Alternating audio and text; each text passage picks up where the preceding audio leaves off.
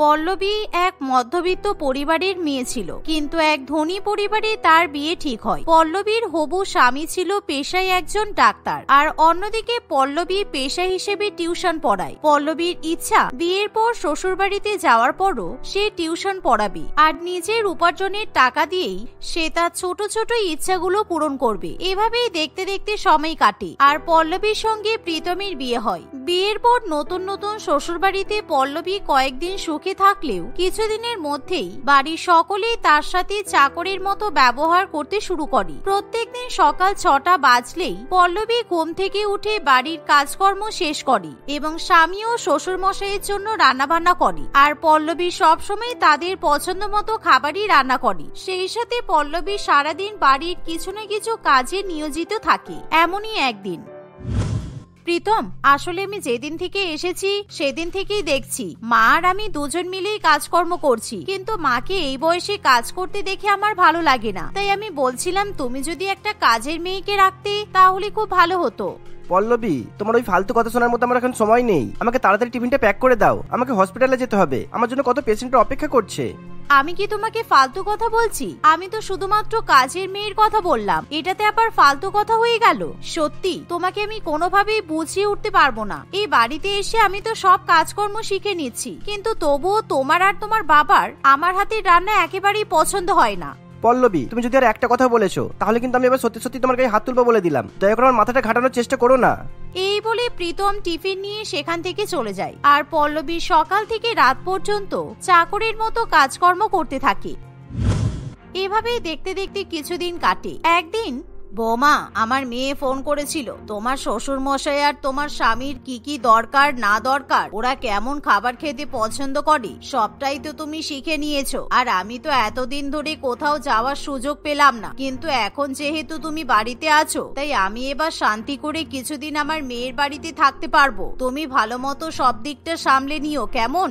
ঠিক আছে মা, আপনি চিন্তা করবেন না, আমি সংসারের সব কাজকর্ম করে নেব। তাছাড়া আমি আপনাকে দেখে সবই শিখে নিয়েছি, আর আশা করছি আমি সবকিছু সামলে নিতে পারবো। আপনার মতো আমি সকাল 5টা বাজতেই ঘুম থেকে উঠে বাড়ির সব কাজ মিটিয়ে নেব, আর বাবার জন্য প্রীতমের জন্য জলখাবার তৈরি করে নেব। ঠিক আছে, তাহলে আমি একটু নিশ্চিন্তে যেতে পারবো। তা না হলে আমার মেয়েটা আবার আমাকে খারাপ ভাববে। অনেকদিন থেকে বলছে ওদের বাড়িতে গিয়ে থাকতে, আর আমার জামাই বাবা জীবনটাও তো মাথা খারাপ করে দিচ্ছে একেবারে। এই বলে প্রিয়াঙ্কা দেবী সেদিনই তার মেয়ের শ্বশুর বাড়ির উদ্দেশ্যে রওনা দেয়, আর যার ফলে পল্লবীর কাজের পরিমাণ আরো বেশি বেড়ে যায়। কারণ পল্লবীর শাশুড়ি মা বাড়িতে থাকলে পল্লবীকে কিছু না কিছু কাজে সাহায্য করে, কিন্তু এখন যেহেতু শাশুড়ি মা বাড়িতে নেই তাই বাড়ির সমস্ত কাজকর্ম পল্লবীকে একা হাতে সামলাতে হয়। একদিন, কি ব্যাপার পল্লবী, তাড়াতাড়ি রুটিগুলো দাও, বাবা তো এখানে বসে আছে। আর কতক্ষণ লাগবে তোমার রুটি করতে? হ্যাঁ, এই তো, আমাকে একটু সময় দাও, আমি এখনই দিচ্ছি। এই বলে পল্লবী তাড়াতাড়ি করে রুটি বানাতে শুরু করে, আর তার শ্বশুর মশাই এবং স্বামীকে পরিবেশন করে। পল্লবীর শ্বশুর মশাই প্রত্যেকদিন সকালবেলা ধনেপাতার চাটনি এবং রুটি খেতে পছন্দ করে, আর সেই ধনেপাতার চাটনি প্রত্যেকদিন শিল নোড়াতে বাটা হয়। কারণ প্রীতমের বাবা অজয় বাবু মিক্সার গ্রাইন্ডারে পেস্ট করা চাটনি একদমই পছন্দ করে না। কিন্তু যেহেতু সেদিন পল্লবীর হাতে একেবারে সময় কম থাকে, তাই সে তাড়াতাড়ি করে মিক্সার গ্রাইন্ডারে ধনেপাতার চাটনি বানিয়ে ফেলে, আর সেই চাটনি শ্বশুর মশাইকে পরিবেশন করে। এ কি বৌমা, তুমি এটা কি বানিয়েছো? মনে তো হচ্ছে চাটনিটা শিলনোড়াতে বাটা নয়, এটা তো মিক্সিতে করা, তাই না? আসলে বাবা, আজকে হাতে একদম কম সময় ছিল, তাই আমি মিক্সিতেই চাটনিটা বানিয়ে ফেলেছি। আপনি আজকে খেয়ে নিন, আমি কালকে শিলনোড়াতে আপনার জন্য চাটনি বেটে দেব। পল্লবীর কথা শুনে তার শ্বশুর মশাই রেগে যায়, আর সে খাবার না খেয়ে সেখান থেকে উঠে চলে যায়, যার ফলে পল্লবীর খুবই খারাপ লাগে। এভাবেই দেখতে দেখতে আরো কিছুদিন কাটে। একদিন, প্রীতম, তোমার সঙ্গে একটা কথা ছিল। তুমি তো জানো আমি বিয়ের আগে টিউশন পড়াতাম, তাই আমি চাইছি যে আবার আমি টিউশন পড়ানো শুরু করব। এতে তোমার কোনো আপত্তি নেই তো? কি, তুমি আবার টিউশন কেন পড়াতে যাবে? তোমার আবার টাকা পয়সার কিসের প্রয়োজন পড়লো শুনি? আচ্ছা ঠিক আছে, তোমার কত টাকার প্রয়োজন বলো, আমি তোমাকে দিয়ে দেবো। আমার টাকার দরকার না, আসলে আমি আমার কাজটা করতে চাই। তুমি তো জানো আমি টিউশন পড়াতে কতটা ভালোবাসি। আমি বাচ্চাদেরকে পড়াতে আমার খুব ভালো লাগে। আমি বাচ্চাদেরকে শিক্ষা দিতে পছন্দ করি, তাই আমি চাইছিলাম আমি আবার টিউশন পড়ানো শুরু করব। তাহলে তো তোমার কোনোই লাভ হবে না, কেননা এখনকার বাচ্চাদের জ্ঞান দেওয়ার প্রয়োজন হয় না, বুঝেছো? আর শোনো, তুমি কিন্তু বাড়ি থেকে যখন তখন নিজের ইচ্ছে মতো বেরোবে না, বাবা জানলে কিন্তু রেগে যাবে, কেননা বাবা কিন্তু মাকে কখনো ইচ্ছে মতো বের হতে দিত না।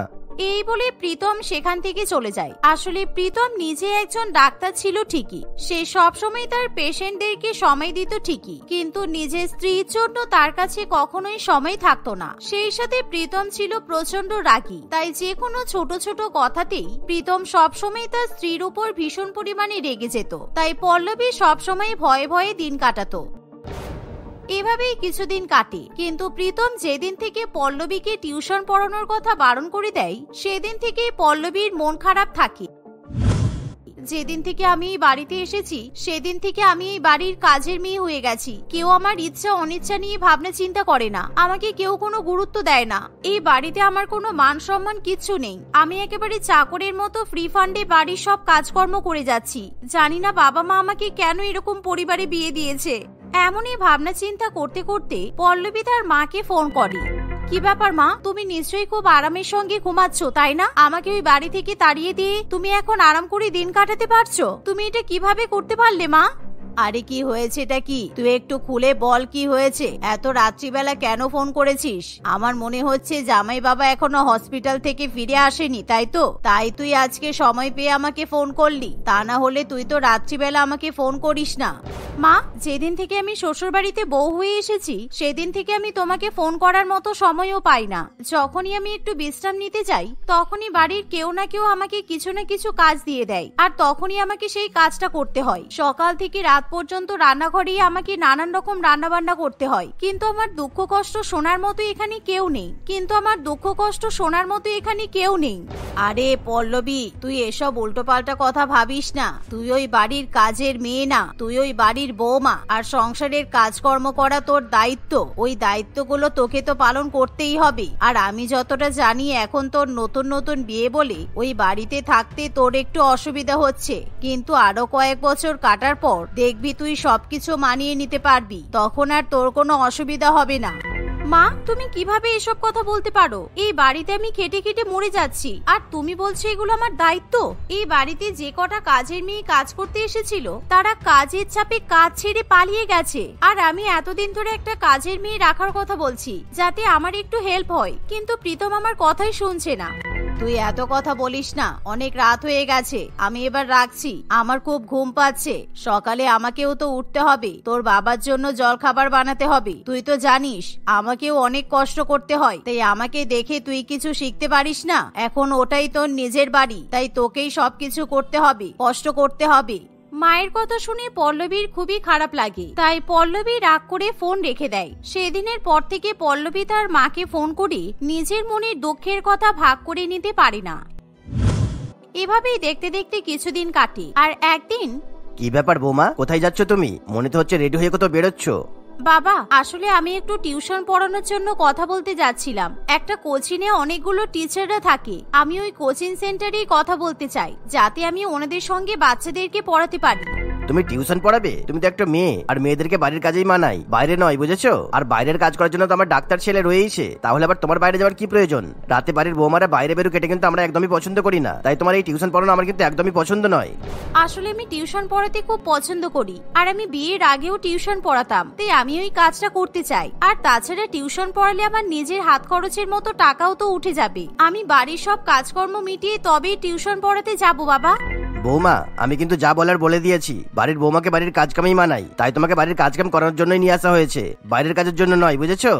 এমন কথা শুনে পল্লবী একেবারে চমকে ওঠে, আর তার চোখ দিয়ে জল বেরিয়ে আসে। এতদিন ধরে সে হাসি খুশি বাড়ির সমস্ত কাজকর্ম করে এসেছে, কিন্তু আজকে শ্বশুর মশাইয়ের কথাগুলো তাকে বাড়ির কাজের মেয়ে হিসাবেই প্রমাণিত করে দেয়, যার ফলে পল্লবীর আরো বেশি খারাপ লাগে।